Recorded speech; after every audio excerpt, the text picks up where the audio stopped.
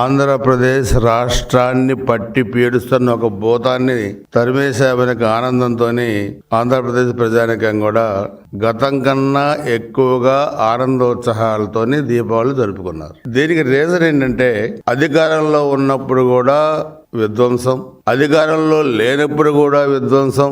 ఈ విధ్వంసం వీళ్ళ వైసీపీ జగన్ డిఎన్ఏలోనే ఈ విధ్వంసం అనే ఒక విషతుల్యమైన పదార్థం వాళ్ళ డిఎన్ఏలో వాళ్ళ రక్తంలో ఉంది. అది మారిస్తే మారేది కాదు, మందుల వల్ల తగ్గేది కాదు, ఆపరేషన్ వల్ల పోయేది కాదు.